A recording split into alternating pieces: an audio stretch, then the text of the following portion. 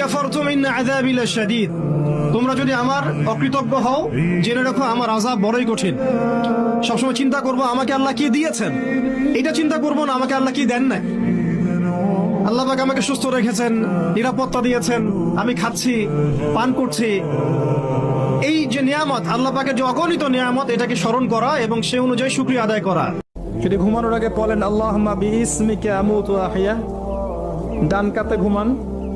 ঘুমানোর আগে যদি ওযু অবস্থায় ঘুমাতে পারেন, সূরা কাফিরুন পড়তে পারেন একবার সূরা ফালাক, একবার সূরা নাস, একবার সূরা ইখলাস পড়তে পারেন। হাত একত্রিত করে ফু দিয়ে মাথা থেকে এগুলো মাসাহ করতে পারেন।